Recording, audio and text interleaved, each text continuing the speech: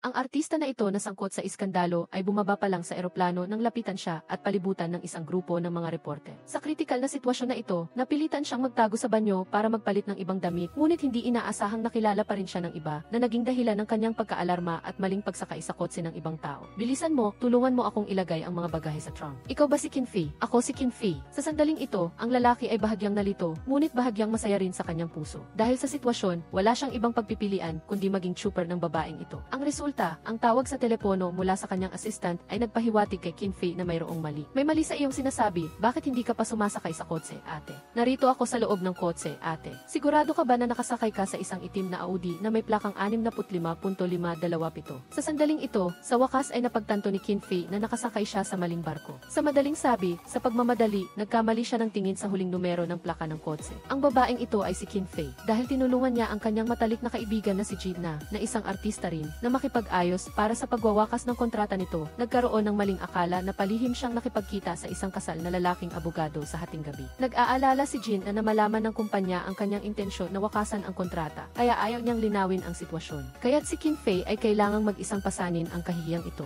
Ngunit dahil sa pagkakataong ito, nagkaroon sila ng magandang wakas na parang sa isang kwento. Anong ginagawa mo? Ibigay mo ang recording pen. Nagkamali ng akala si Kin Fei na ang lalaking ito ay isang reporter o isang baliw na tagahanga niya, ngunit patuloy na itinanggi ng lalaki ang paratang. Sinabing nagmamadali siyang abutin ang kanyang flight. Nagmamadali kang abutin ang iyong flight, tama? Miss Kin, kung gagawin mo pa ito, ay dedemanda kita sa kasong harassment. Sa kabutihang palad, walang nahanap si Kin Fei na recording pen sa kanyang katawan. Dagdag pa rito, may kasaysayan ang lalaki sa paggawa ng mga modelo ng eroplano na maaaring magpatunay sa kanyang pagkatao. Tanging sa sandaling ito naniwala si Kin Fei sa kanyang sinasabi. Hindi inaasahan nang si Kin Fei ay nakaramdam ng pagod at panghihina sa buong katawan. Ay kinuha niya ang unan sa tabi niya. Nagulat siya nang makita ang isang malaking larawan ng kanyang mukha na nakaburda sa unan. Maging ang musikang tumutugtog sa kotse ay ang kanyang kanta. Sa sandaling ito, hindi na makapaniwala si Kin Fei na walang masamang motibo ang kabilang partido. Miss Kin, huminto ka sa kotse, talagang nagkakamali ka. Kung mayroon kang gustong sabihin, sabihin mo sa pulis. Ang lalaking ito ay pinatunayan na isa siyang doktor na nagtatrabaho sa Haixi Hospital at hindi siya isang reporter ng balita o isang baliw na tagahanga ni Kin Fei. Sa ilalim ng patuloy na kahilingan ng manager na si Rensiki,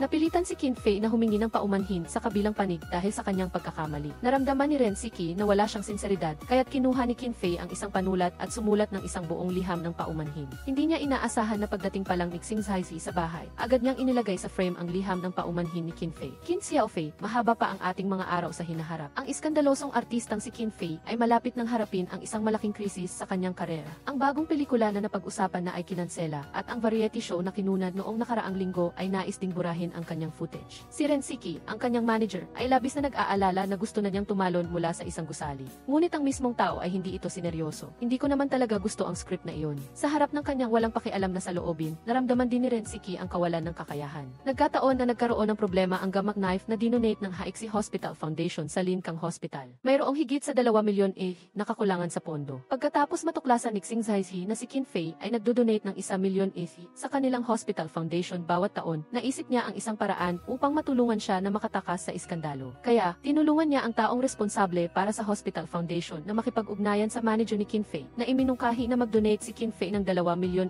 upang punan ang puwang sa pondo para sa gamak knife. At bilang isang sikat na volunteer, personal na dadalhin niya kasama ang medical team 5 ang gamak knife na ito sa mga pasyente sa Lincang County. Naisip ni Rensiki na makakatulong ito kay Kin Fei na mabawi ang kanyang dating imahe, kaya agad siyang pumayag ng masaya. Hindi niya inaasahan na pagkatapos simula ni Kin Fei ang paglalakbay na ito, narinig niya ang mga babaeng nurse sa medical team 5 na nag-uusap tungkol sa kanyang iskandalo. Ang matandang babaeng ito ay napakatuso, ate. Ang matandang babaeng ito, ang matandang babae. Siya ay may lakas ng loob na maging kalmado. Hindi ka matanda, ate. Sa payo ng kanyang assistant, si Kin Fei, na nasa gitna ng kontrobersya, ay napilitan na lang natiisin ang galit na ito. Sa sandaling ito, si Xing Zaizi ay nagmagandang loob na ipagtanggol siya, na nagpaduda sa assistant na baka siya ay isang tagahanga ni Kin Fei. Maging si Kin Fei mismo ay naramdaman na malaki ang posibilidad na ganoon na, dahil sa pakiramdam niya ay pamilyar ang mukha ng kabilang panig. Sa sandaling ito, tumawag si Rensiki, ngunit sinabi ni Kin Fei sa assistant na huwag sagutin ang tawag. Lumabas na si Rensiki ay nakahanap ng maraming media outlets upang sandan siya para sa publicity. Pumayag si Kin Fei na maging volunteer at mag-donate, ngunit hindi siya pumayag na gawing malaking issue ni Rensiki ang bagay na ito. Kaya, pinaghintay niya ang media sa airport at walang nakakaalam na dumating siya doon sakay ng bullet train.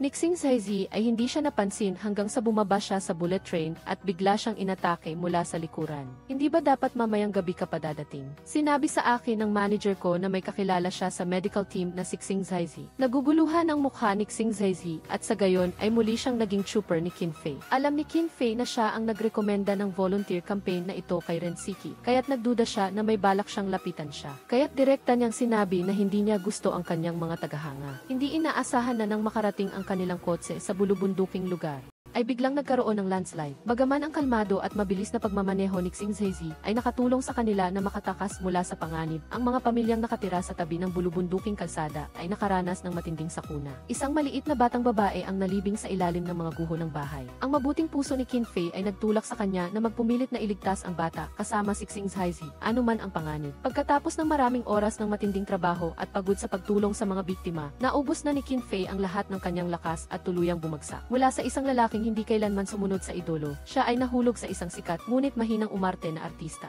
Ni ang kasamahan na may magandang relasyon kay Xing Zaizi ay hindi maintindihan. Ano ba ang gusto mo sa kanya? Naaalala ko na hindi ka ganoon kakitid na isip noon. Nagkakamali ka ng tingin sa tao. Ako ay ganoon kakitid na isip. Kung ganoon, dapat mong sabihin sa kanya. Ngunit sa harap ng panghihimok ng kanyang kaibigang si Liu Zecheng, naramdaman ni Xing Zaizi na ang pag-promote mula sa isang tagahanga patungo sa isang kasintahan ay hindi makatotohanan. Naisip niya na kailangan niyang maging assistant man lang upang magkaroon ng karapatang magtapat ng pag-ibig. Sa kabilang banda, si Qin Fei, ang lihim na minamahal ni Xing Zaizi, ay nagising at napansin na ang kanyang braso ay labis na masakit. Sa paalala ng kanyang assistant na si Fifi, naalala niya na kagabi, kasama si Xing Zaizi, ginamit nila ang kanyang damit para protektahan si Xixi mula sa ulan sa loob ng 2 oras. Pagkatapos niyang mawalan ng malay, si Xing Zaizi din ang nagbuhat sa kanya pabalik sa ospital. Biglang nakaramdam ng kaba si Qin Fei, nag-aalala na kukunan siya ng media at magkakaroon ng mga chismis. Sa sandaling ito, nakita niya ang kanyang leather jacket na lubhang nasira at si Qin Fei, na hindi mahilig mag-film, ay biglang umiyak. Mukhang kailangan ko pang gumawa ng ilang pelikula. Matapos malaman na si Xing Zaizi ay nasa silid ng pasyente ni Xixi, nagpa siya si Qin Fei na pumunta doon upang magpasalamat sa kabilang panig sa pagdala sa kanya sa ospital.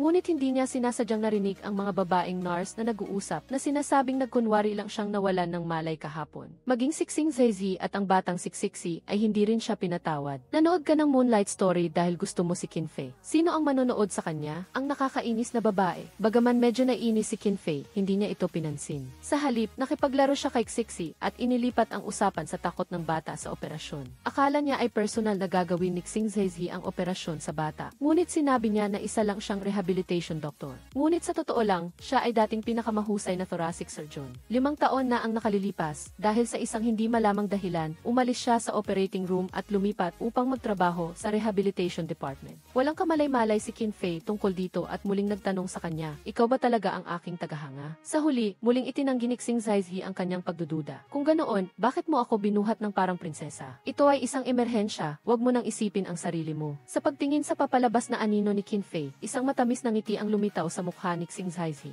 Isang libangan ni Qin Fei ang pagsasayaw sa gabi. Sa sandaling ito, sumasayaw siya mag-isa sa ibaba ng dormitoryo ng ospital. Nagkataon na nakita ito ni Xing Zaizi. Napansin niya na ang tingin ni Qin Fei ay ganap na naiiba kaysa sa kanyang pag-arte. Hindi inaasahan, habang lihim silang umiinom ng sabaw ng manok na niluto ni Liu Zecheng, sinabi ni Qin Fei na ang tingin din ni Xing Zaizi ay hindi karaniwan nang inililigtas niya si Xixi. Kaya, pinag-usapan nila ni Xing Zaizi ang mga pilosopikal na prinsipyo ng pag-ibig at kaligtasan. Pagkatapos ng mahabang pag-uusap, nahuli ng mag-asawang magnanakaw si Liu Zecheng. Old Xing, tinikman ko lang. Walang sinuman ang mag-aakala na ang isang aktres na ayaw umarte ay mahilig sumayaw. Isang pag-atake 5 taon na ang nakalipas ang nagkataon na naging dahilan upang mawalan siya ng kakayahang sumayaw bago ang isang performance. Kung hindi niya ako iniligtas, mas mabuti pang namatay na lang ako sa pagsabog na iyon. Nang marinig ang mga salitang ito, natigilan si Xing Zaizi at hindi makapagsalita. Pagkaraan ng ilang sandali, nanginginig siyang nagtanong, talaga bang ganoon ang iniisip mo? Hindi mo ba nais na iligtas ka niya? Lahat iyon ay nakaraan na. Huwag na nating pag-usapan.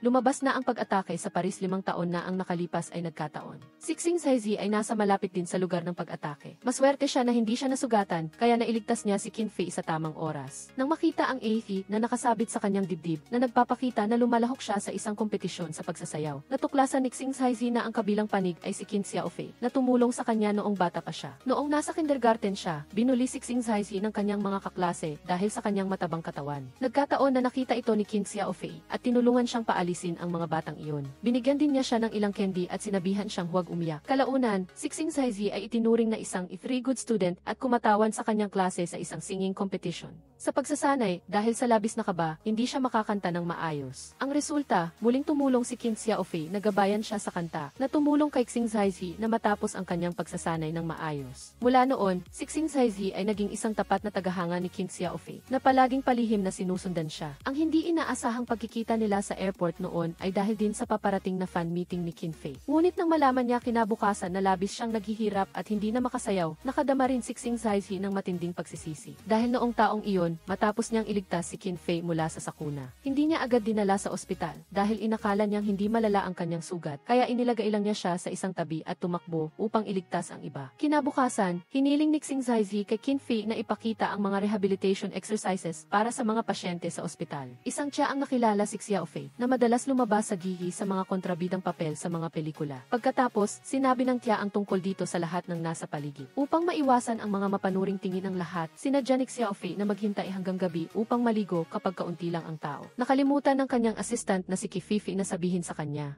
Naubusan ng tubig at kuryente ang banyo, na naging dahilan upang maubusan ng tubig si Qin Fei habang nagliligo. Nadapa pa siya dahil sa biglaang dilim. Sa sandaling ito, dumadaan si Xing Zaizi at narinig niya ang kakaibang ingay mula sa banyo. Matapos matuklasan ang problema ni Qin Fei, napilitan siyang ibigay ang kanyang inimbak na tubig at tulungan siyang maghugas ng buhok. Kasabay nito, iminungkahi niya, sa halip na magtago, mas mabuting humarap ka sa lahat ng mailakas ng loob. Mayroon lamang mahigit 100 pasyente sa ospital. Kapag nagkita kayo ng madalas, magiging hindi na ito bago sa kanila. Bukod pa rito, mahina ang signal dito sa kabundukan, kaya hindi mo kailangang mag-alala na makukuhanan ka ng video o litrato at ipopost sa online. Naramdaman ni Qin Fei na makatuwiran ang sinabi niya. Kinabukasan, hindi na niya itinago ang kanyang sarili. Nang makita niyang may kumukuha ng litrato sa kanya, masaya pa siyang pumayag na magpalitrato kasama ang taong iyon. Nang malaman na nag-aalala ang mga pasyente na hindi sila makakapanood ng Mid-Autumn Festival Gala dahil sa mahinang signal sa ospital, humingi si Qin Fei ng pahintulot sa direktor na mag-organisa ng isang maliit na art performance na siya lang ang mag-isang gaganap para sa lahat ng pasyente sa ospital. Hindi inaasahan, habang nasa kalagitnaan ng pagkanta si Qin Fei sa entablado, biglang umulan ng malakas. Nang makita ang lahat na paalis na, biglang nalito si Qin Fei sa gitna ng kanyang sigla. Sa sandaling ito, lumitaw si Xing Zaizi na may hawak na payong at lumapit sa kanya. Ang mga pasyente na umalis ay bumalik din sa kanilang mga upuan na may dalang mga payong. Sa pagkakita sa eksena na ito, labis na natuwa si Qin Fei at agad na ipinagpatuloy ang kanyang hindi natapos na performance. Sa ganitong paraan, ang palabas ay nagtapos ng matagumpay. Pagkatapos, pinuri ni Fifi ang kanyang performance, ngunit sa huli ay hindi niya napigilan.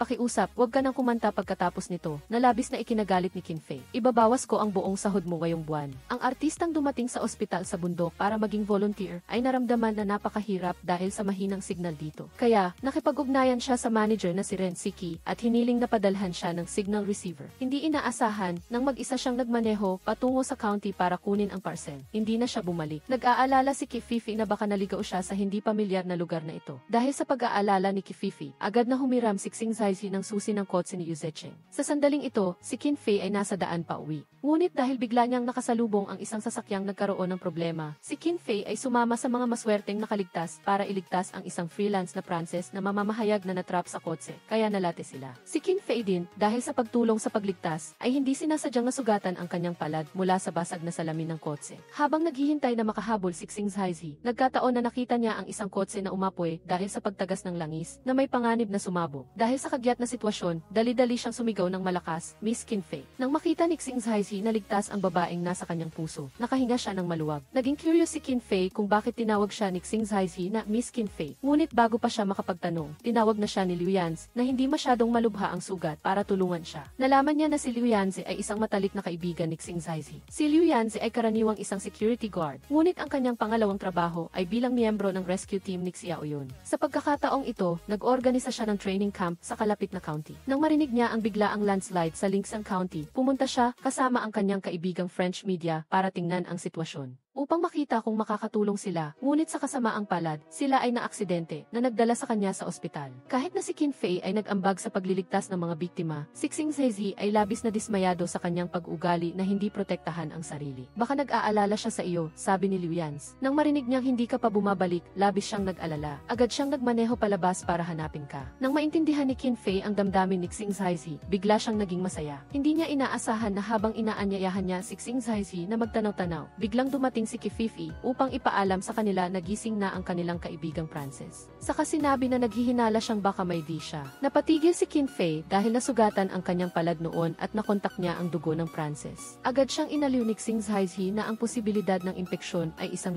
sa isa, lalo na at nagdududa lamang ang Frances. Kailangan pa nilang hintayin ang mga resulta ng test upang makumpirma. Gayunpaman, labis pa rin ang takot ni Qin Fei. Walang HIV-inhibiting na gamot sa ospital, kaya tumakbo si Xing Zaizi sa lahat ng health center sa buong county. Bago umalis, hiniling niya sa kanyang kasamahan na bigyan si Qin Fei ng isang origami crane at isang plum candy. Napagtanto ni Qin Fei sa sandaling iyon na si Xing Zaizi ang matabang batang lalaki na laging sumusunod sa kanya noong bata pa sila. Bumalik si Xing Zaizi sa ospital bandang hating gabi, walang nakuhang gamot. Sinabi niya sa kanya na ang pinakamabilis na gamot ay darating pa bukas. Gusto ni Xing Zaizi na maging masaya si Qin Fei habang hinihintay ang resulta ng test. Ngunit naramdaman ni Qin Fei na lagi siyang minamalas, kaya sinabi niya kay Xing Zaizi na huwag nang gumawa pa ng anuman. Labis na nasaktan si Xing Zaizi, kaya niyakap niya ito ng mahigpit at sinabing mananatili siya sa tabi niya, anuman ang mangyari. Sa sandaling matapos siyang magsalita, biglang bumukas ang mga ilaw na hindi umiilaw. Ang Frances na nagdududa na siya ay may ihu ay biglang tumakbo sa kanila at sinabing negatibo ang resulta ng test. Si Qin Fei, na nakulong sa dilim, ay naramdaman na lumiwanag ang kanyang buong mundo. Pakiramdam niya ay ito ang swerte na dinala ni Xing Zaizi sa kanya. Salamat, matabang bata, sabi niya. Ano nang tinawag mo sa akin? Matabang bata, kilala na kita. Bilang isang sikat na self-media blogger, ang Frances ay nag-post ng video na nagpapasalamat sa kabayanihan ni Qin Fei. Dahil dito, ang kanyang tahimik na pagtulong sa mga biktima ay naging viral. Nalantad sa publiko ang pagiging volunteer niya sa ospital sa bundok. Nagbago ang imahe ni Qin Fei mula sa isang aktres na may masamang acting skills. Isang charity event ang espesyal na nag-imbita sa kanya na dumalo. Hiniling ng manager na si Ren Siki na tapusin niya ang kanyang volunteer work ng mas maaga. Hinimok ni Liu Yan si Xing Zaizi na magtapat na kay Qin Fei habang hindi pa siya nakakabalik. Sinabi niya, sabihin mo sa kanya na hindi ka lang ang matabang bata noon, kundi pati na rin ang superhero na nagligtas sa kanya sa Paris. Hindi ko maaaring sabihin sa kanya ang nangyari sa Paris noon. Hindi siya magiging grateful sa akin. Ngunit si Xing Zai, desididong ipahayag ang kanyang damdamin. Gayunpaman, nang makarating siya sa harap ng dormitoryo ni Qin Fei, hindi niya sinasadyang narinig ang pag-uusap nila ng kanyang assistant na si Kififi. Pinayuhan ni Kififi si Qin Fei na magpaalam kay Xing Zaizi. Ngunit upang itago ang kanyang damdamin, sinabi ni Qin Fei na sila ay dating mga kaklase lamang na hindi nag-uusap sa loob ng mahigit 10 taon. Nagpaalam? Anong pagpapaalam? Agad na nawala ng pag-asa si Xing Zaizi. Mabuti na lang at mabilis na nakita ni Kififi si Yu Zecheng para humingi ng contact information. I-report mo sa akin ang anumang nangyayari, okay? Okay, sabi ni Yu Zecheng. Ngunit nang si Qin Fei ay bumalik sa lungsod para dumalo sa charity event, siya ay ginulangan ng aktres na si Jin Weiwei. In-edit ni Jin Weiwei ang recorded conversation nila at ipinakalat ito, kaya naisip ng mga reporter na pakitang tao lang ang pag-volunteer ni Qin Fei sa Linxiang Hospital. Nagalit si Qin Fei at sinagot si Jin Weiwei, na lalo pang nagdulot ng malaking gulo. Buti na lang at tinulungan siya ni Luo Xiaoxiao, ang veteran actress. Pagkatapos, nagpasalamat si Qin Fei sa kanya. Ngunit hindi niya inaasahan na pumayag si Luo Xiaoxiao. Natulungan siya dahil tinulungan niya si Liu Yans noong nasa Linxiang County pa sila. Si Liu Yans pala ang first love niya.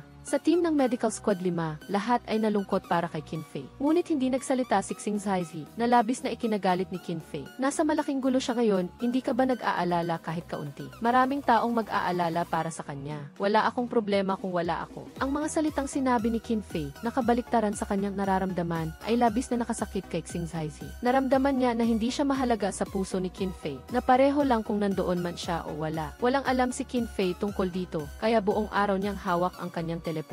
Na umaasang siya ang unang makakakita sa mensahe ni Xing Zaizi. Si Kififi, na nakakita nito, ay labis na nag-aalala. Patuloy siyang nagpadala ng mensahe kay Yu Zecheng na humihiling na mabilis na sabihan si Xing Zaizi na magbigay ng kahit isang salita man lang ng aliw kay Qin Fei. Ngunit hindi pa rin kumikilo si Xing Zaizi. Nalaman ni Qin Fei sa Weibo ni Xing Zaizi ang lahat ng kanyang pag-aalala para sa kanya. Ang laki naman ng sofa na to, baka gusto mong dito ka na lang matulog. Hindi pa man nagkakasundo sa isang relasyon, nagkaroon na ng cohabitation sina Xing Zaizi at Qin Fei. Ang pagkakataon ay nagsimula ng si Xing Zaizi. ay nagboluntaryo sa Lingsang County sa loob ng 2 linggo. Nang bumalik siya sa lungsod, naramdaman niyang hindi maganda ang medikal na pasilidad doon, kaya dinala niya si Sixi sa Hixie Hospital kung saan siya nagtatrabaho. Dahil pumanaw na ang mga magulang ng bata, nagpa siya si Qin Fei na aalagaan at aadoptahin si Sixi. Nang dumating si Qin Fei sa parking lot ng ospital, ang una niyang ginawa ay sinampal si Xing Zaizi. Naintindihan niya na nagkamali siya sa pag-aakala na siya ay isang reporter na naghahanap ng scoop. Dahil sa kanyang nasugatang mata, hiniling ni Xing Zaizi kay Qin Fei na tulungan siyang lagyan ng eye drop. Ngunit si Qin Fei ay labis na hindi nasisiyahan dahil tinawag siya ni Xing Zaizi sa kanyang buong pangalan, Qin Fei. "Huwag mo akong tawaging Qin Fei, mas matanda ako sa iyo ng 3 taon. Hindi ka ba bastos na hindi mo ako tatawaging ate?" Pagkatapos, habang pinag-uusapan nila ang rehabilitation plan ni Sixi, biglang nakatanggap ng tawag si Qin Fei mula sa kanyang ina. Sinabi ng kanyang ina na pupunta sila ng kanyang stepfather at half-brother sa Haizu para magbakasyon. Nagplano si Qin Fei na kumuha ng 2 kwarto sa hotel para sa kanila, ngunit iginiit ng kanyang ina na doon sila sa bahay niya titira. Hindi maganda ang relasyon ni Qin Fei sa kanyang ina at ayaw niya nang magsalita pa.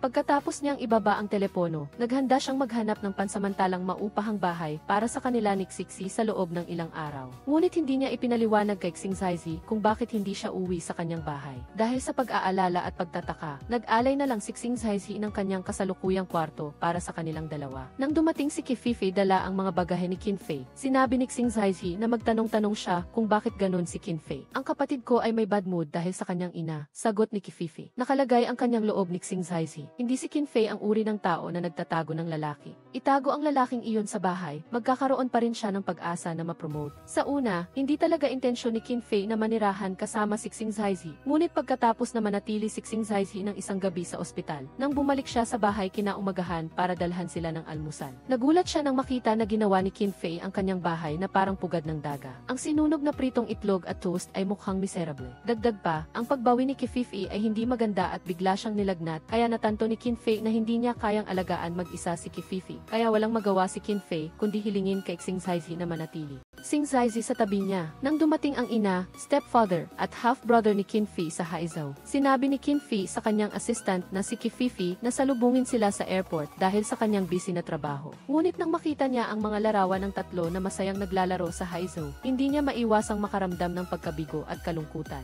Kaya umupo siya mag-isa at uminom para maibsan ang kanyang kalungkutan. Si Xing Zaizi, na nakatira sa iisang bahay, ay walang pag-aatubiling sumama sa kanya. Inalala nila ang nakaraan nang umalis si Qin Fei nang walang paalam. Sa puntong ito, nalaman ni Xing Zaizi na si Qin Fei noon ay nangako na sasama sa kanya sa entablado upang mag-perform. Ngunit dahil sa biglaang pagkamatay ng kanyang ama, hindi niya natupad ang kanyang pangako. Ngunit hindi alam ni Xing Zaizi na ang ama ni Qin Fei ay biglang namatay sa isang aksidente sa sasakyan habang bumibili ng dance shoes para sa kanya. Sa panahon ng kanyang paggaling, nagkaroon ng psychological na problema si Sixi. Kahit na gumaling na ang kanyang paa na nabutas ng bakal, ramdam pa rin niya ang sakit. Upang tulungan siyang magbago ng mood, pansamantalang ipinagpaliban ni Qin Fei ang rehabilitation process at sinamahan si Xing Zaizi. Dinala niya ang bata para kumain at mamili sa mall. Hindi inaasahang napikturan ang kanilang tatlo. Sa kabilang dako ng mall, si Qin Fei, na buong pusong sumusuporta sa relasyon ni Qin Fei at Xing Zaizi, ay naunahan na si Qin Fei. Sa pag-amin ni Yu Zecheng, natagpuan na niya ang kanyang forever. Ngunit hindi inaasahan, habang nanonood sila ng pelikula at kakahawak pa lang ng kanilang mga kamay, tumawag si Ren Siki at inutusan si Qin Fei na bumalik agad sa kumpanya. Lumabas na binili na ni Ren Siki ang litrato ng tatlong masayang magkakasama.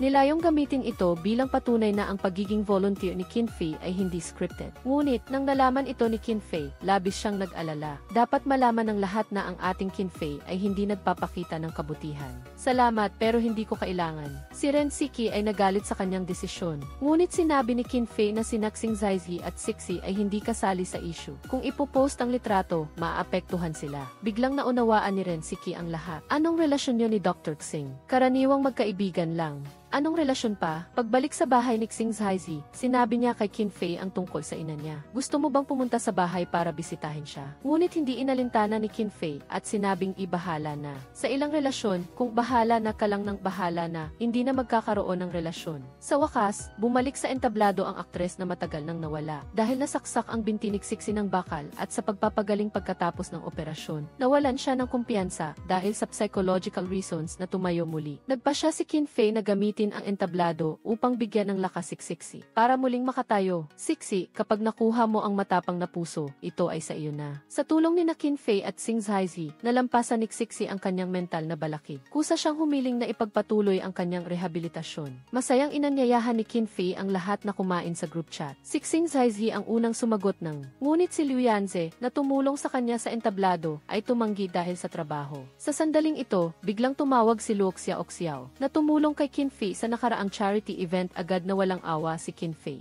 Binuking si Liu Yanze. Kamakailan, nakakuha siya ng isang sikat na entertainment show na tinatawag na The Great Rescue Battle. Pagkatapos ng pagpupulong, ang unang ginawa ni Luo Xiaoxiao ay pumunta sa show na The Great Rescue Battle at nalaman na ang kanyang first love na si Liu Yanze ay ang coach. Agad na nilapitan ni Luo Xiaoxiao ang producer ng show na nagpapahiwatig ng kanyang interes na sumali upang mapalapit kay Liu Yanze. Sa kabilang banda, nalaman naman ni Qin Fei mula sa kanyang assistant na si Fifi na dahil sa kanyang hindi magandang imahe kamakailan, siya ay tinanggal ng production team. Ang production team ng The Great Rescue Battle ay tinanggal siya sa listahan ng mga bisita. Pinuri ng mga netizens ang matalinong desisyon na ito ng production team. Sa labas, sinabi ni Qin Fei na okay lang siya, ngunit sa loob, hindi niya maiwasang makaramdam ng pagkabigo. Naiintindihan ni Fifi si Qin Fei. Alam niyang hindi maganda ang pakiramdam ni Qin Fei, kaya hiniling niya kay Xing Zaizi na bigyang pansin siya. Nalaman ni Xing Zaizi ang sitwasyon at gusto siyang tulungan, ngunit hindi niya alam kung saan magsisimula. Sa puntong iyon, tumingin si Xing Zaizi at nakita ang billboard sa dingding ng gusali sa tapat. Biglang may naisip siyang plano. Sa sumunod na araw, pagkatapos makipag-ugnayan sa advertising company, personal na nagpunta si Xing Zaizi sa marketing department para pangasiwaan ang paggawa ng ad. Pagkatapos, si Ren Siki, na abala sa paghahanap ng trabaho para kay Qin Fei, ay aksidenteng nakita ang dynamic na billboard na biglang ipinakita sa labas ng gusali. Agad siyang napagtanto na malapit nang bumalik ang reputasyon ni Qin Fei. Nalaman niyang ginawa ni Sixi ang serye ng mga pangyayari noon nang magkasama silang nailigtas ni Xing Zaizi at Qin Fei mula sa aksidente bilang isang animated na pelikula. Pagkatapos makita ang mga drawing, naunawaan ng lahat na si Qin Fei ay tapat na gumawa ng charity work, imbes na magpakitang gilas para linisin ang sarili. Pagkatapos, nakatanggap si Qin Fei ng tawag mula kay Rensiki. Nalaman niya na muling naging trending ang pangalan niya sa internet, ngunit sa pagkakataong ito, naging napakabuti ng imahe ni Qin Fei. Nang makita niya ang gumagalaw na billboard sa pader ng gusali, agad na naisip ni Qin Fei na si Xing Zaizi ang may gawa niyon dahil siya lamang at si Xing Zaizi ang nakakita ng comics na iyon ni Xing Zaizi. Matapos tulungan ni Xing Zaizi si Qin Fei na baliktarin ang mga negatibong komento na nagdududa na nagtatago siya sa likod ng paggawa ng kawanggawa, nagpasalamat si Qin Fei sa kanya. Sinabi rin niya kay Xing Zaizi na inanyayahan siya ng The Great Rescue Battle production team bilang pangunahing panauhin.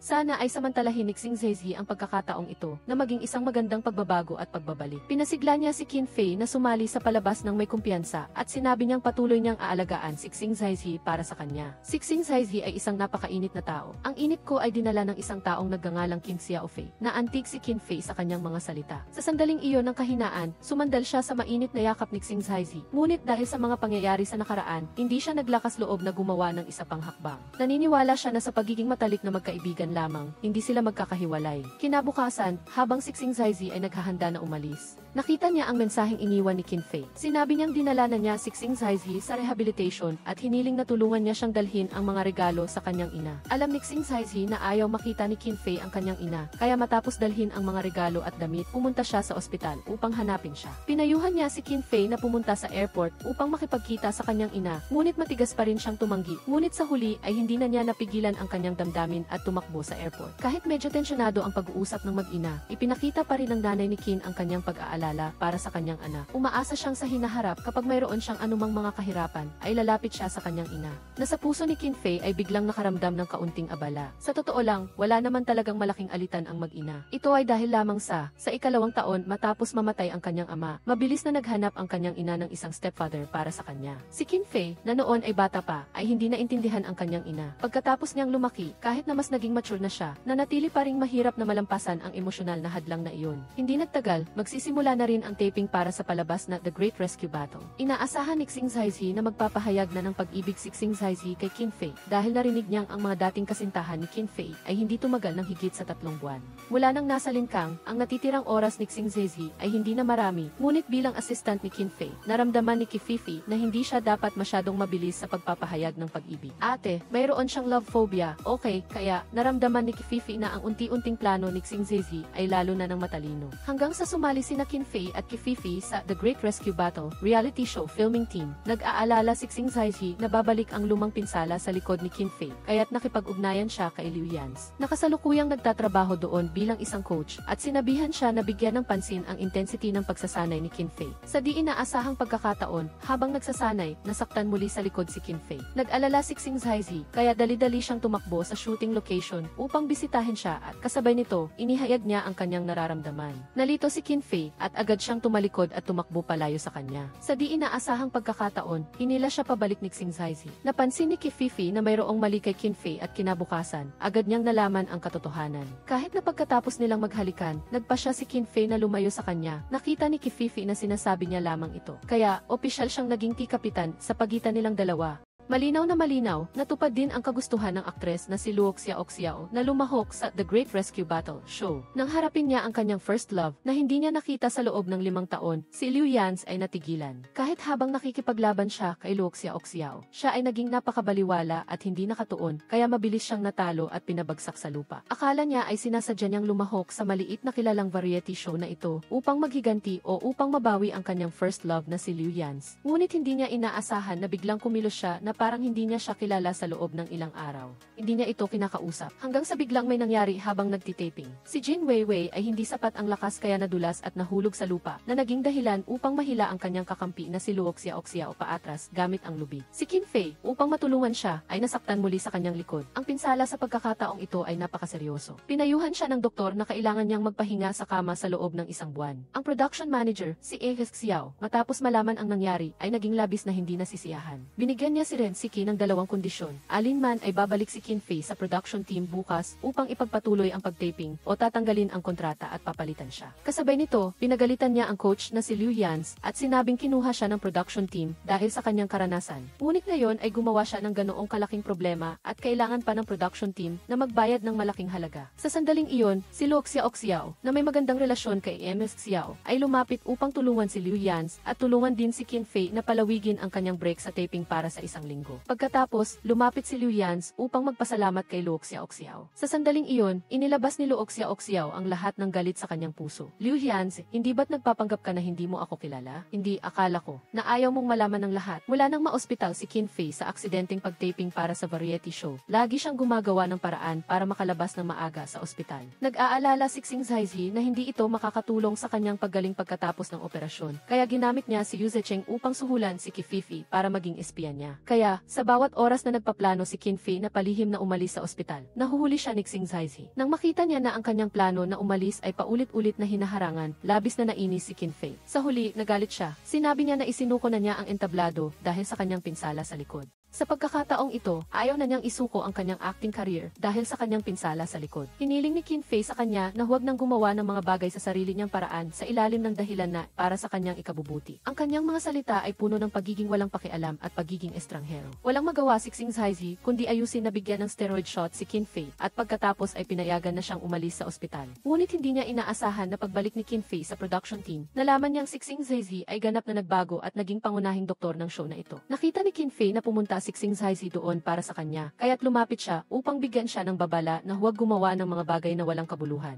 Di gumawa ng mga walang kabuluhang bagay na tulad nito. Huwag mo nang sayangin ang iyong oras para sa kanya. Sa di inaasahang pagkakataon, pagkatapos magsimula ang pagtaping ng palabas, ang relasyon ni Xing Zaizi at Jin Na ay naging masikat kaysa dati. Kahit na si Jin Na ang palaging lumalapit sa kanya, sa bawat oras na nasasaksihan ni Qin Fei ang eksena, nalulungkot siya. Ate, hindi ba't nakikita ni Xing Zaizi na naiinis ako sa Jin Na iyon? Sinadya ba niyang inisin ako? Hindi mo siya iniinis, tinitingnan mo lang siya. Kahit na ayaw aminin ni Qin Fei, nakita ni Luo Xiaoxiao na nagsiselos siya. Hindi nagtagal ang pagtaping para sa palabas. Ang huling The Great Rescue Battle show ay natapos. Sa wakas ay isiniwalat ni Luo Xiaoxiao ang layunin niya sa pagpunta sa show na ito. Liu Yan's, ipagpatuloy mo ang pagiging matigas hanggang sa huli. Huwag kang magsalita kahit kailan sa buong buhay mo. Kaya pala, gustong malaman ni Luo Xiaoxiao kung bakit nakipaghiwalay sa kanya si Liu Yan's 5 taon na ang nakakaraan. Ngunit nanatili siyang tahimik mula sa simula hanggang sa huli. Sa kabilang panig, ang proseso ng rehabilitasyon ni Xing Zaizi ay papalapit na sa pagtatapos. Nagpa siya si Xing Zaizi na ibalik siya sa kanyang tiyuhin sa Lincang County. Bago siya umalis, sinabi ni Xing Zaizi kay Qin Fei na nag-aalala si Xing Zaizi tungkol sa kanyang lumang pinsala sa likod.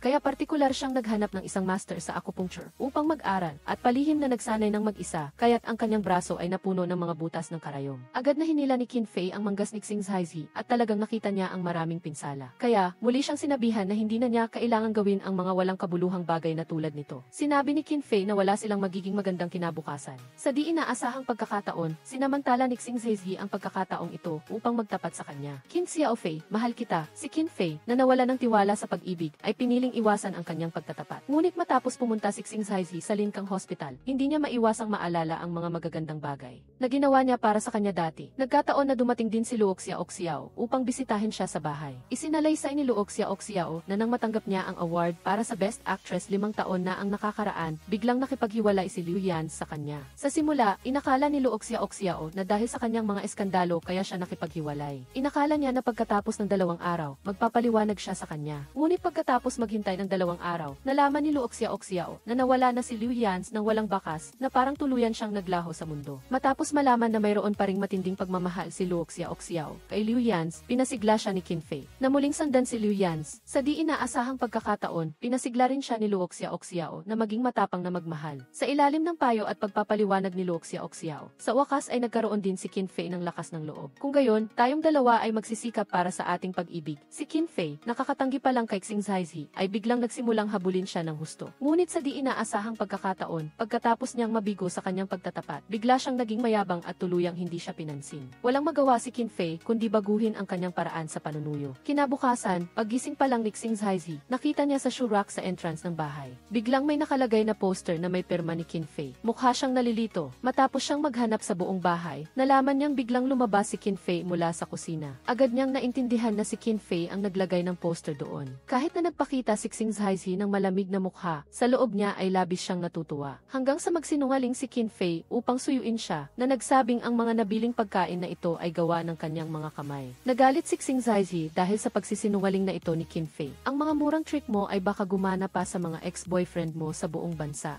Ngunit para sa akin, paumanhin, hindi ako kakagat. Ngunit kinabukasan, natagpuan na naman ni Xing Zaizi ang anino ni Qin Fei sa kanyang bahay. Kaya pala, kagabi, pagkatapos niyang mabangga sa matigas na pader ni Xing Zaizi, labis siyang nabigo, kaya inanyayahan niya si Luo Xiaoxiao na pumunta sa office para pag-usapan ito. Direkta niyang sinabi na ito ang unang pagkakataon na nanunuyo siya sa isang tao. Narinig niya sa internet na dapat mong iparamdam sa taong mahal mo na espesyal sila at mahal sila upang hindi sila maging kampante. Kaya naman, gumawa si Qin Fei ng isang listahan ng mga ex-boyfriend sa buong bansa. Luo, napatawa si Luo Xiaoxiao sa pagiging inosente niya. Tinulungan niya si Qin Fei na makaisip ng ideya at sinabi sa kanya na mayroon siyang bagong pelikula. Nagpaplano si Luo Xiaoxiao na irekomenda siya para sa papel ng pangalawang babaeng lead. Ngunit dahil kailangan ng papel na ito na maging mas payat siya, agad na pumayag si Qin Fei. Kahit na nagtayo siya ng isang walang pusong estratehiya sa paghabol sa pag-ibig. Kinabukasan, sa pamamagitan ng numero ng telepono at kaarawan ni Xing Zaizi, nahulaan ni Qin Fei ang bagong password ng kanyang bahay. Si Xing Zaizi ay nagpakita pa rin ng mukha ng pagiging walang pasensya tulad ng dati, ngunit ang kanyang puso ay ganap na kabaliktaran. Matapos niyang malaman na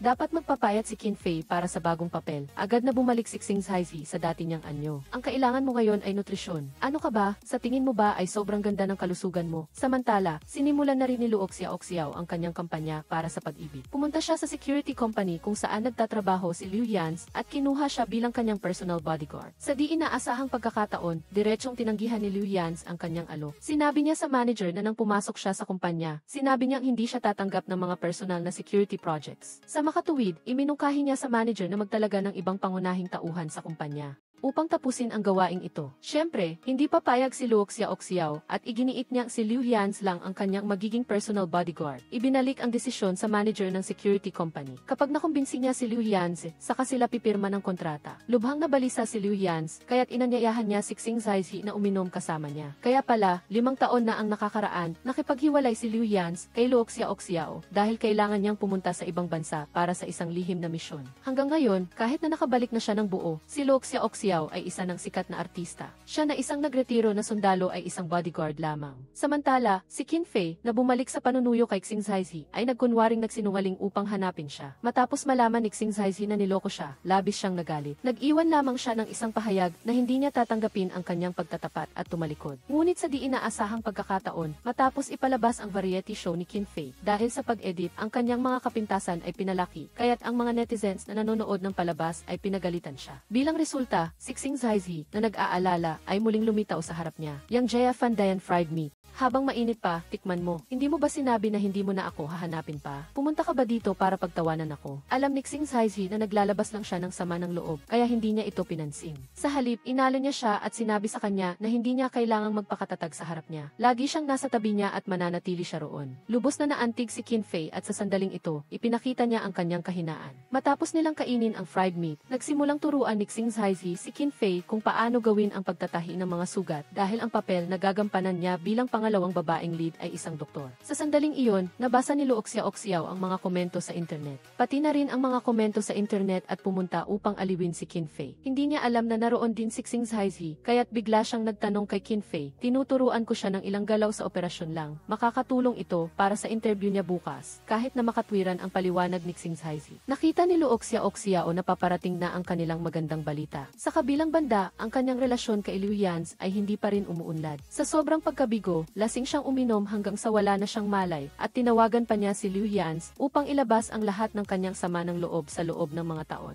Anong tingin mo sa sarili mo, masamang lalaki? Narinig lang ni Xing Zaizi ang mga salitang ito at nanginginig ang buo niyang katawan at mabilis niyang kinuha ang cellphone at sinabi na ang sitwasyon ngayon ay magulo para kay Liu Yan's. At sinabi niya na pumunta siya dito at ihatid si Luo Xiaoxiao pauwi. Bilang resulta, pagkatapos aliwin ni Liu Yan's si Luo Xiaoxiao para makatulog, habang siya ay naghahanda na umalis, bigla niyang napansin na may isang tao na naglagay ng isang kahon sa harap ng kanyang bahay. Pagkatapos buksan ang kahon, nakita niya na sa loob ay mga bulaklak na may sirop. Kahit na ang isang taong sanay na tulad niya, naramdaman pa rin ang takot nang makita niya ito. Kaya nagsimula siyang mag-alala tungkol sa kaligtasan ni Luo Xiaoxiao, si Liu Yan's. Hindi siya pumapayag na maging personal na bodyguard niya. Ngunit ngayon ay sinabi niya sa manager ng kumpanya na pumapayag siyang pumirma ng kontrata kay Luo Xiaoxiao. Kinabukasan, nang makita niya ang pirma ni Liu Yan's sa kontrata, agad na naramdaman ni Luo Xiaoxiao ang labis na kaligayahan. Ang dating henyong doktor sa thoracic surgery ay patuloy na tumatanggi na bumalik sa operating table. Pinayuhan siya ni Qin Fei na maging matapang at sundan ang kanyang pangarap, ngunit hindi niya inaasahan na ngayon ay naglalakad lang siya sa rehabilitation department. Sinabi ni Xing Zaizi ang isang bagay na biglang nagpatigil kay Qin Fei sa pagsasalita, pangarap. Ito ay lubhang posible na ang sandali bago mo ito matupad, iyon ang pinakamaganda. Sa oras na ito, si Qin Fei mismo ay nahihirapan dahil siya ay nakikipaglaban sa pagitan ng kanyang pangarap at karera. Si Qin Fei ay kakatapos lang mag-shoot ng isang bagong pelikula at ang kanyang acting skills ay mabilis na tumaas. Ang kanyang kasikatan ay sumikat din si Ren Siki bilang kanyang manager at siya rin ang boss ng kumpanya. Ay naghanda ng isang 15 taong kontrata para sa kanya. Bukod sa pinakamataas na benepisyo sa industriya, binigyan din ni Ren Siki ng 3% na shares ng kumpanya. Kasabay nito, si Ren Siki ay may plano ding lumahok sa produksyon ng pelikula at telebisyon na partikular na idinisenyo para kay Qin Fei. Isang martial arts film na may imahe ng isang babaeng bida na may ganitong mga kanais-nais na kondisyon. Si Qin Fei ay galit na hindi niya agad mapapirma si Qin Fei. Ngunit hindi pa rin makapagdesisyon si Qin Fei dahil ang kanyang pangarap ay palaging sayaw. Ngunit dahil sa kanyang pinsala sa likod, hindi siya maaaring magtagal sa entablado. Bukod pa rito, ang pagtalikod sa kanyang acting career ay hindi lang makakaapekto sa kanya, kundi pati na rin sa iba pang mga kasamahan sa kumpanya, kabilang si Qin Fei at ang manager na si Ren Siki. Samantala, may isang pasyente na personal na nag-utos kay Xing Zaizi. Siya ay nag-alok na personal na gawin ang operasyon para sa kanyang kapamilya, ngunit tinanggihan ni Xing Zaizi ang kahilingan at ibinigay ang pagkakataon na ito sa kanyang kasamahan na si Yu Zecheng. Pumunta ako sa guro at inirekomenda kita sa kanya para gawin ang operasyon na ito. Hindi alam ni Yu Zecheng kung ano ang iniisip ni Xing Zaizi. Ang lahat ng mga pinuno ng ospital ay lubos na pinahahalagahan ang operasyong ito, ngunit ayaw pa rin ni Xing Zaizi na sumang-ayon. Kung matagumpay na isinagawa ni Yu Zecheng ang operasyong ito ay tulad ng paggawa ng isang malaking serbisyo sa ospital. Sa susunod na taon, ang kanyang buhay ay aabot sa tuktok at ang promosyon at pagtaas ng sweldo ay hindi maiiwasan.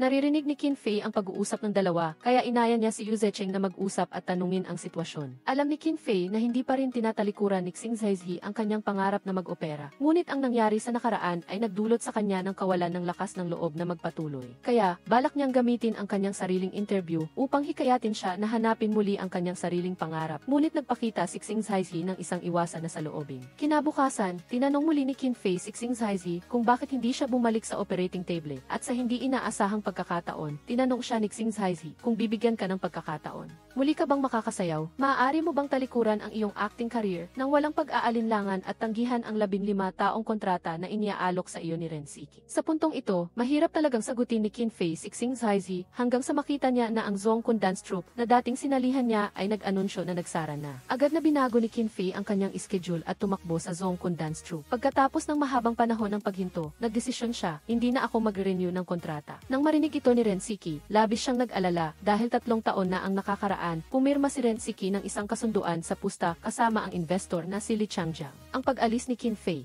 Ito ay tiyak na magiging dahilan upang hindi maabot ng Xingyi Entertainment ang kita na napagkasunduan. Sa panahong iyon, hindi lang si Renshiki at Qin Fei ang haharap sa napakalaking kabayaran na 50 milyon yuan, kundi maging ang iba ay magdurusa rin. Dahil wala nang ibang paraan, nagplano si Qin Fei na harapin si Lee Changjiang. Umaasa naman si Renshiki na magbabago ang isip niya, kaya't bumisita siya sa ina ni Qin Fei. Umaasang mahihikayat niya si Qin Fei. Kasabay nito, nagpasya din siya na ipromote si Qi Fifi bilang artistic director, sa kondisyon na kailangan niyang kumbinsihin si Qin Fei. Ipagpatuloy ang pag-renew ng kontrata, ngunit hindi inaasahan, mas gugustuhin ni Qi Fifi na mawala ng trabaho kaysa hayaang si Qin Fei ay nasa isang mahirap na sitwasyon dahil sa kanya. Bagaman si Qin Fei ay matatag sa kanyang desisyon na huwag nang mag-renew ng kontrata, hindi niya rin nais na ang kanyang pag-alis ay makakaapekto sa trabaho ni Qi Fifi. Kaya tinulungan niya si Qi Fifi at Renshiki na humingi ng trabaho sa advertising and promotion. Sa oras na ito, nagpadala si Xing Zaizi ng mensahe kay Qin Fei para sabihin na ang kanyang ina ay narito na. Ito ang pangalawang pagkakataon na nagkita si Xing Zaizi at ang ina ni Qin Fei. Noong nakaraang beses, si Xing Zaizi, sinabi niya na siya ay assistant lang ni Qin Fei. Ngunit ang pagtatagpo na ito ay nagparamdam sa ina ni Qin na gusto ni Xing Zaizi ang kanyang anak na babae. Kaya, tinanong niya ang lahat ng impormasyon tungkol sa kanyang pamilya, trabaho, at edad. Ang maayos na sagot ni Xing Zaizi at ang kanyang matatamis na salita ay nagpasaya sa ina ni Qin. Bukod pa rito, agad niyang napansin na may problema ang cervical spine ng ina, kaya't minasahe niya ito sandali. Agad na naging maayos ang relasyon ng dalawa. Nang makita ni Qin Fei ang eksenang ito pagdating niya sa bahay, naramdaman niya na ang dahilan ng pagpunta ng kanyang ina ay tiyak na upang himukin siyang magpatuloy sa pag-renew. Sa pag-renew ng kontrata, bagaman naroon si Xing Zaizi upang mamagitan, nagkaroon pa rin ng matinding pagtatalo ang mag-ina. Nagalit ang ina ni Qin Fei at agad na umalis. Nang matuklasan ni Qin Fei ang bank card na iniwan ng kanyang ina, naunawaan niya na mali ang pagkaunawa niya sa kabutihan ng kanyang ina. Ang thoracic surgeon na matagal nang lumayo sa operating table ay sa wakas ay bumalik sa thoracic surgery department. Nang marinig ng mga kasamahan sa ospital ang balita, agad silang pumunta upang salubungin ang kanyang pagbabalik. Hindi inaasahan na nang malaman ni Qin Fei ang balita, labis siyang nag-alala. Narinig ko kay Yu Zecheng na napakahirap ng operasyon na iyon. Hindi dapat magkaroon ng kahit isang pagkakamali sa 1-0. 0-0-0. Sige na, sa oras na ito, hindi alam ni Qin Fei na hindi dahil sa sarili niya, kaya nagdesisyon si Xing Zaizi na bumalik sa thoracic surgery. Pagkatapos, sinabi ni Qin Fei kay Xing Zaizi na bukas, hahanapin niya si Lee Changjiang upang makipagnegosasyon tungkol sa kasunduan sa Xingyi Entertainment. Biglang naramdaman ni Xing Zaizi na pamilyar ang pangalan na Lee Changjiang. Sinabi ni Qin Fei na ang kalaban ay isang business tycoon na madalas lumabas sa mga business news, kaya normal lang na narinig niya ang pangalan. Hindi inaasahan na nang pumunta si Qin Fei upang makipagnegosasyon kay Lee Changjiang, hindi niya ito naabutan. Ngunit bigla siyang nakatanggap ng magandang balita na pumapayag si Lee Changjiang na i-extend ang kasunduan sa kanilang Xingyi Entertainment ng 3 pang taon at patuloy na mamuhunan sa kumpanya. Kasabay nito, inilipat din niya sa kanya ang 3% ng shares. Labis na natuwa si Qin Fei, pakiramdam niya ay parang nakakuha siya ng isang piraso ng cake na nahulog mula sa langit. Masayang ibinahagi ni Qin Fei ang magandang balita na ito kay Xing Zaizi, ngunit hindi niya alam na si Lee Changjiang ang taong nag-utos kay Xing Zaizi na tulungan ang kanyang asawa sa operasyon. Lumabas na ang asawa ni Lee Changjiang ay mailong cancer. Ang lokasyon ng pinsala ay medyo kakaiba. Si Xing Zaizi ay isa sa napakakaunting mga doktor sa bansa na na-expose sa ganitong uri ng operasyon. Kaya, upang malutas ang pag-aalala ni Qin Fei, si Xing Zaizi, na dati nang ayaw makibahagi sa operasyon, ay sa wakas ay pumayag na tulungan ang asawa ni Lee Changjiang na magpa-operasyon. Mula nang bumalik si Xing Zaizi sa thoracic surgery matapos ang maraming taon na pagkawala upang sanain ang katatagan ng kanyang pulso, nagpuyat siya ng maraming magkakasunod na gabi upang balatan ang mga itlog, na naging dahilan upang siya at si Qin Fei ay kumakain ng itlog araw-araw. Gusto ko nang masuka sa sobrang dami ng itlog na nakain ko. Hanggang ngayon, sinabi ni Yu Zecheng kay Qin Fei na ang pamilya ng pasyente na si Lee Changjiang. Ngayon lang naintindihan ni Qin Fei na ginamit ni Renshiki siya upang takutin si Xing Zaizi at sa huli na-extend ang kasunduan sa pagitan nila ng 3 pang taon. Sinabi ni Renshiki na ang pinakamahusay na magagawa niya ay tulungan silang dalawa na mag-ugnayan kung saan gagamutin ni Xing Zaizi ang mga tao at makukuha naman ni Qin Fei ang kanyang kalayaan. Ito ay orihinal na dalawang napakagandang bagay, ngunit labis na nagalit si Qin Fei. Sinabi niya na si Xing Zaizi ang kanyang huling limitasyon at hindi siya dapat madamay sa usapin ni Lee Changjiang. Kaya, dahil ayaw niyang maging kahinaan ni Xing Zaizi, Zaizhi at upang hayaan siyang magpasya sa mga bagay na nais niyang gawin. Nauna si Qin Fei. Nag-anunsyo siya sa social media na hindi na siya magre-renew ng kontrata sa Xingyi. Pagkatapos, pumunta si Qin Fei sa ospital upang makipagkita kay Li Changjiang na laging nasa tabi ng kanyang asawa sa loob ng kwarto. Naiintindihan ko ang nararamdaman mo, ngunit hindi mo dapat gamitin ako para takutin si Xing Zaizhi. Simula nang mabasa ni Xing Zaizhi ang anunsyo ni Qin Fei tungkol sa pagtanggi na i-renew ang kanyang kontrata sa Xingyi, agad niyang naintindihan ang intensyon nito. Nagpasalamat si Xing Zaizhi kay Qin Fei, ngunit kasabay nito, sinabi din niya ang kanyang desisyon na gusto niyang gawin ang operasyong ito. Ngunit dahil 5 taon na siyang hindi gumagamit ng surgical scalpel, binigay ni Xing Zaizhi ang posisyon ng pangunahing surgeon kay Yu Zecheng at tumayo lang sa tabi upang tumulong at gumawa ng pinakamahusay na surgical plan. Hindi inaasahan, sa panahon ng operasyon, nagkaroon si Yu Zecheng ng isang maliit na pagkakamali na naging sanhi ng walang tigil na pagdurugo ng pasyente mula sa arterya. Nagpasya si Xing Zaizhi na siya mismo ang magtahi ng sugat at pigilan ang pagdurugo. Ngunit sa mahalagang sandali, nagkaroon muli ng problema. 5 taon na ang nakakaraan dahil sa digmaan sa Sumen, nabigo ang operasyon ni Xing Zaizhi at ang batang si Xiao Jia ay nawalan ng buhay sa operasyong iyon. Sa oras na ito, siya ay muling nagpakita sa harap ni Xing Zaizhi na labis na ikinabigla niya at pinagpawisan ng malamig. Kahit na agad siyang nag-adjust at walang nangyaring medikal na insidente, pagkatapos niyang ipasa ang operasyon kay Yu Zecheng upang tapusin, ang puso ni Xing Zaizhi ay nababalutan pa rin ng kadiliman at labis siyang nadismaya. Anong nangyari sa'yo? Medyo pagod lang, pahinga muna ako. Hindi nagtagal, opisyal na pumirma si Li Changjiang sa kasunduan para sa extension ng panahon sa Xingyi, at kasabay nito, pumirma rin siya ng isang kasunduan para sa karagdagang pamumuhunan. Kahit na hindi na nag-renew ng kontrata si Qin Fei, nagpasya siyang gamitin ang lahat ng pera na kinita niya sa mga nakaraang taon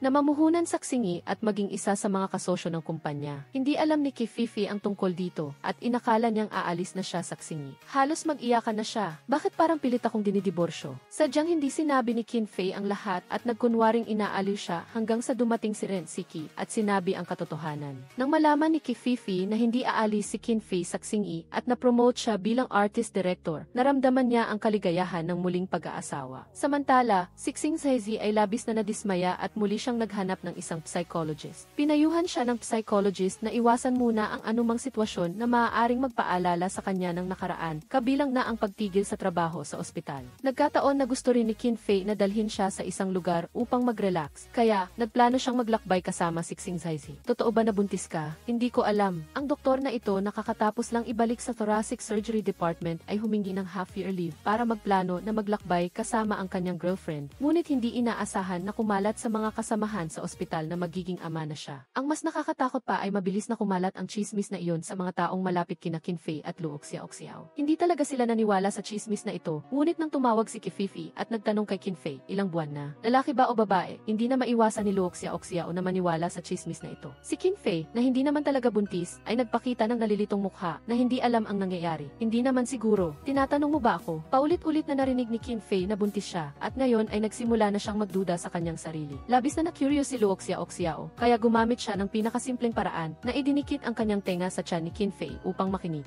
Sa kabutihang palad, sa paglipas ng panahon at sa paglilinaw ng mga kasama, unti-unting lumipas ang chismis. Sa unang araw ng kanilang paglalakbay, dinala ni Kififi si Qin Fei sa airport. Ngunit bigla siyang nakatanggap ng balita na si Xing Zaizhi ay nagkaroon ng aksidente sa daan patungo sa airport. Agad na tumakbo si Qin Fei sa ospital nang marinig niya ang balita. Nang makita niya na ang braso lang ni Xing Zaizhi ang nasugatan, gumaan ang kanyang loob. Nalaman ng psychologist ang nangyari na habang nasa daan si Xing Zaizhi patungo sa airport, nakita niya ang matagal nang namatay na batang si Xiao Jia sa gitna ng daan. Kaya dali-dali siyang lumiko at bumangga sa barandilya sa gilid ng kalsada. Sinabi niya na mas malala pa sa kanyang imahinasyon ang kanyang mga guni-guni. Pinayuhan siya ng psychologist na huwag na magmaneho at subukang baguhin ang kanyang kapaligiran upang makita kung may pagbabago. Kung pareho pa rin ang resulta pagkatapos ng 2 buwan, kailangan niyang uminom ng mas malakas na gamot. Kaya nagdesisyon si Xing Zaizhi na pumunta sa isang lugar ng mag-isa sa loob ng 2 buwan. Ngunit dahil ayaw niyang mag-alala si Qin Fei, itinago niya sa kanya ang katotohanan at sinabi na lang na pinadala siya ng ospital sa Australia para sa trabaho.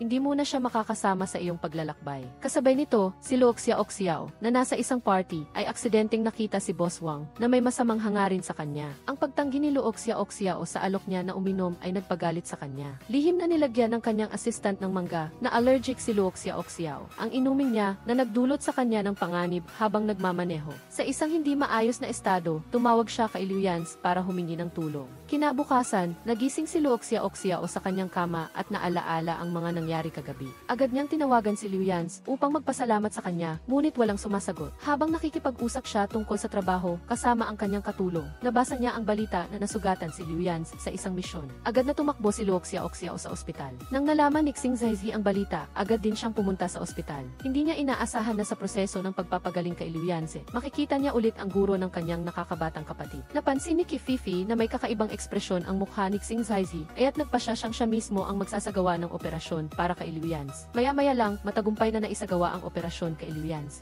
Agad na tinawag ng guro si Xing Zaizi sa isang tabi. Matapos malaman ang kanyang sitwasyon, sinabi niya na si Xing Zaizi ay palaging ang estudyanteng pinakamamahal niya. Hindi pa ito ang tamang oras upang sumuko. Binibigyan kita ng oras, ibalik mo sa akin ang aking pinakamahusay na estudyante. Bago nito, dahil sa masalimuot na psikolohikal na dahilan, madalas na nagkakaroon ng halusinasyon si Xing Zaizi. Sa payo ng isang psikologo, nagpasya siyang lumabas at manirahan ng mag-isa sa loob ng 2 buwan. Ngunit dahil ayaw niyang mag-alala si Qin Fei para sa kanya, nagsinungaling siya na ipinadala siya ng ospital sa Australia para sa isang misyon. Noong naghahanda si Xing Zaizi na umalis, tinawagan siya ni Xixi na sinabing maayos na ang kanyang paggaling at hindi na masakit ang kanyang paa. Ang tiyuhin at tiyahin ni Xixi ay binago ang kanilang bahay sa isang homestay. Nang makita ang mga larawan na ipinadala ni Xixi sa kanya, binago ni Xing Zaizi ang kanyang itineraryo patungong Lincang County. Ngunit hindi niya inaasahan na biglang pumunta ang kanyang future brother-in-law para hanapin si Qin Fei. Napakatalino ng batang ito at kahit hindi pa siya nakakatapos ng high school, nasagot na niya ng tama ang mga tanong sa entrance exam sa kolehiyo. Batay pa nga sa larawan ng buwan na ipinadala ni Xing Zaizi kay Qin Fei. Hinulaan niyang nasa bansa siya, halimbawa sa sikat na rehiyon ng Ubasan sa Lincang County. Kaya, agad na nakipag-ugnayan si Qin Fei kay Xixi na nasa Lincang County at nakumpirma na si Xing Zaizi ay nasa homestay ng tiyuhin at tiyahin ni Xixi. Pagkatapos ay nagpanggap siyang bisita at nagbook ng kwarto sa homestay online. Sinamahan ni Qin Fei ang kanyang kapatid na lalaki na nagpumilit na sumama sa kanya sa Lincang County ng gabing iyon. Si Xing Zaizi ay niloko ni Xixi upang sunduin ang isang tao. Sa sandaling iyon, nakita niya ang isang babae na nakasuot ng puting blusa at itim na palda na may dalang maleta na bumaba sa bus. Nagkamali si Xing Zaizi sa pag-aakala na ang babae ang target niyang tao.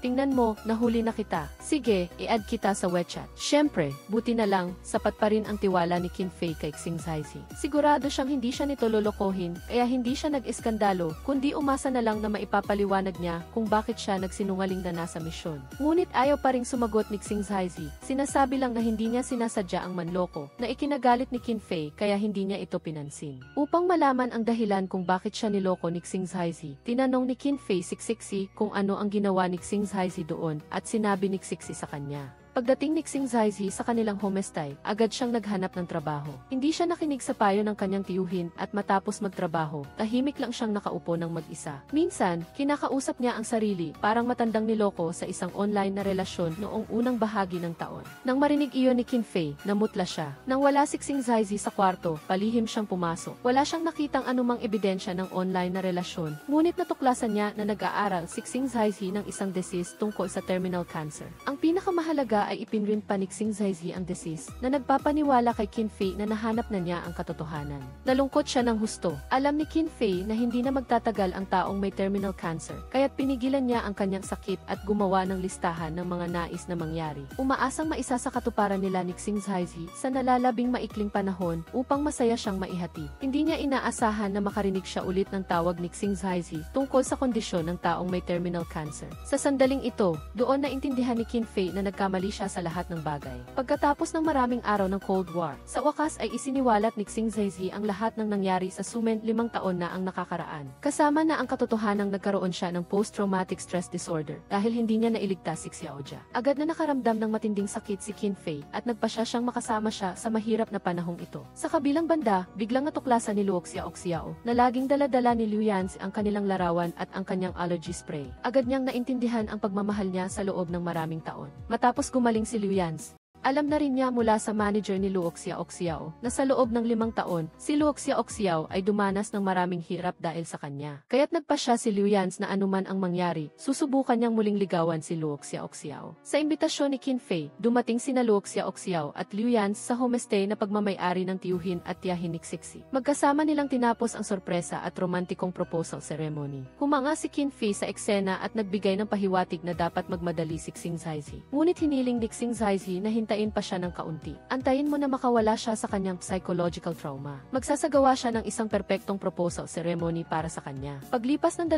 buwan, pagkatapos bumalik sa Haicheng, nagpa siya si Xing Zaizi na tanggapin ang paggamot gamit ang gamot. Nagsimula rin si Qin Fei ng kanyang sariling karera. Nagtayo siya ng sarili niyang dance group. Tinutulan ito ni Ren Siki. Sa tingin niya, ang Xingyi ay isang entertainment company at walang kinalaman sa pagsasayaw. Ngunit sinabi ni Qin Fei na basta't ang taong inimbitahan niya ay makakapagpakinabang sa kumpanya ayos lang. Pagkatapos nito, sa tulong ni Kififi, si Qin Fei, nagawa niyang maimbitahan ang mga dating miyembro ng Zhongkun Dance Troupe upang sumailalim sa 2 buwang pagsasanay sa kumpanya. Sa wakas ay nagkaroon sila ng kanilang unang tour. Samantala, tinanggap din ni Xing Zaizi ang paggamot gamit ang gamot at therapy kasama ang isang psychologist. Ngunit dahil hindi maganda ang epekto, iminungkahi ng doktor na dagdagan ang dosis ng gamot. Maaari itong magdulot ng mga side effect tulad ng mabagal na reaksyon o emosyonal na kawalang bahala. Upang makita si Qin Fei sa lalong madaling panahon, pumayag si Xing Zaizi sa ganitong uri ng paggamot. Matapos ang 1 buwang paggamot, ang mga resulta ng kanyang mga pagsusuri ay bumalik sa normal. Hindi na rin nagpakita si Xiaojia. Ngunit ang relasyon ay may malaking hadlang.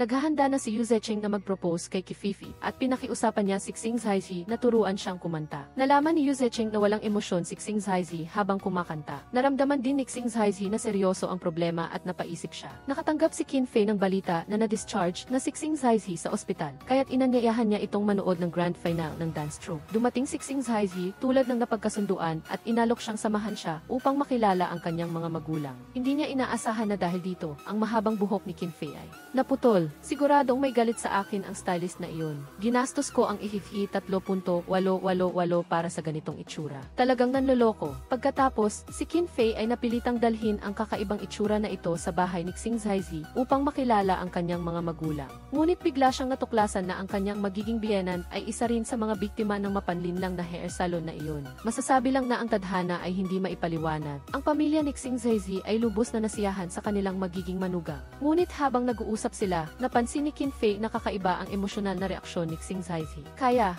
lihim siyang pumunta sa psychologist ni Xing Zaizi upang magtanong. Matapos malaman na ang kasalukuyang sitwasyon ni Xing Zaizi ay maaaring sanhi ng mga side effect mula sa paggamot na ang pagbabago nito ay hindi madali. Palihim na nagpasya si Qin Fei na mananatili siya sa tabi ni Xing Zaizi at maghihintay na bumuti ang kanyang kondisyon. Samantala, formal na nag-propose si Yu Zecheng kay Kififi, ngunit hindi inaasahang tinanggihan siya. Nag-isip ng malalim si Yu Zecheng, ngunit hindi niya maintindihan kung bakit, dahil matatag ang kanilang relasyon at handa na silang lumipat sa susunod na yugto. Hanggang sa dinala siya ni Fifi sa ika-5 kasal ng kanyang ama, nalaman ni Yu Zecheng na mayroon pala siyang takot at hindi panatag sa kasal. Kaya tinalikuran ni Yu Zecheng ang kanyang plano na magpakasal. Ngunit ang kanyang mga magulang ay nagmamadali na siyang mag-asawa at gusto nilang maging masaya siya. Ngunit ang kaligayahan niya ay ang makasama ka, anuman ang mangyari. Ang pagtutol ni Fifi sa kasal ay nabawasan ng husto. At sa sandaling ito, naghahanda na rin si Xing Zaizi para mag-propose kay Qin Fei. Gusto niyang gawin ang lahat sa pinakamahusay at pinakaperpektong paraan. Kahit, nagsikap pa siyang mag-edit ng isang maikling video para sa proposal. Ngunit nang makita niya ang masayang ngiti ni Qin Fei sa video, biglang nakaramdam ng kaba si Xing Zaizi. Hindi niya maibibigay ang kaligayahan sa kanya. Kahit nang ilabas niya ang engagement ring at inihanda upang isuot sa kamay ni Qin Fei, ang kanyang pagdududa sa sarili ay lumaki ng husto. Kaya't binawi niya ang singsing at sinabing gusto niyang makipaghiwalay.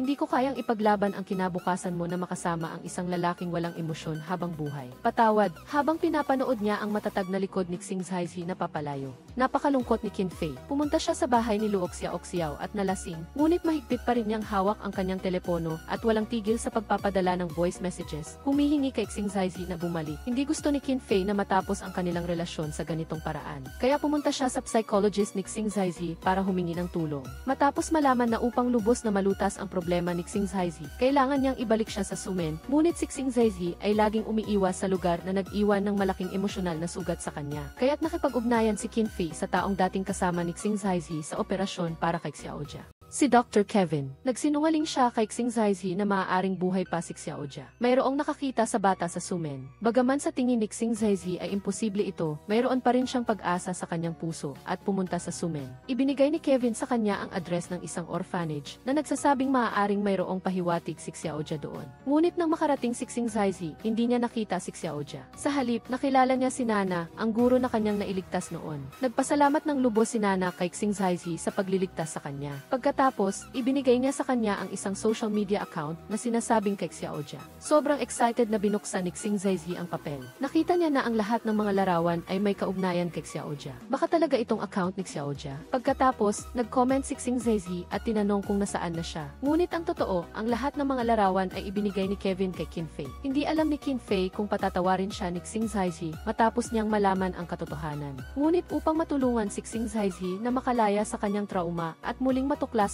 ang kanyang emosyonal na pag-unawa, wala siyang magawa kundi ang paulit-ulit na lokohin siya. Kasabay nito, matapos dumating si Xing Zaizi sa sumo. Araw-araw siyang nagpo-post sa kanyang friends circle, ngunit para lang kay Xing Zaizi. Umaasang makikita niya balang araw na nag-like si Xing Zaizi sa kanyang post, ginagamit ni Xing Zaizi ang lokasyon sa mga larawan upang hanapin si Xiaoja. Ngunit hindi niya inaasahan na bawat lugar na kanyang pinupuntahan, ang mga taong sasalubong sa kanya ay mga taong nailigtas niya. Nakatanggap si Xing Zaizi ng mainit na yakap at pasasalamat at dahan-dahang naalis ang kanyang pakiramdam ng pagkakasala kay Xiaoja. Nang makita ni Qin Fei ang komento ni Xing Zaizi, nagpanggap siyang si Xiaoja at nag-schedule ng isang pagpupulong sa lumang lugar pagkatapos ng 3 araw. Ngunit nang dumating si Qin Fei sa sumo, habang hinihintay niya ang pagdating ni Xing Zaizi, si Xing Zaizi ay naging target ng mga tamad na gangster sa malapit dahil gusto niyang bumili ng regalo para kay Xiaoja. Hinintay ni Qin Fei si Xing Zaizi sa loob ng isang buong araw, ngunit hindi siya dumating, kaya't bigla siyang kinabahan. Kaya't nagmamadaling pumunta si Qin Fei upang hanapin si Kevin para humingi ng tulong. Kinabukasan, magkasama silang naghanap ng mga bakas ni Xing Zaizi sa palengke. Bigla silang natuklasan na mayroong nagbebenta ng fountain pen ni Xing Zaizi. Ito ang pen na ibinigay ni Qin Fei kay Xing Zaizi. Nang malaman niya na nakuha ito sa kalsada, biglang nalungkot si Qin Fei. Akala niya ay galit si Xing Zaizi sa kanya dahil sa kanyang panloloko, kaya't sinadya nitong umiwas at hindi magpakita sa kanya. Labis na umiyak si Qin Fei. Matapos siyang mahimatay, bigla siyang nakita si Xing Zaizi sa kanyang harapan na naglabas ng singsing na may brilyante at nagpropose sa kanya. Nagkaroon sila ng isang maliit ngunit romantikong kasal sa sumo. Ngunit gaano man kaganda ang panaginip, kailangan pa rin niyang magising. Mas maganda ang panaginip, mas malakas ang pag-iyak ni Qin Fei pagkatapos magising. Upang hindi malungkot ang pamilya ni Xing Zaizi, nagsinungaling si Qin Fei sa kanila na hindi maganda ang kalagayan ng medical sa Sumen.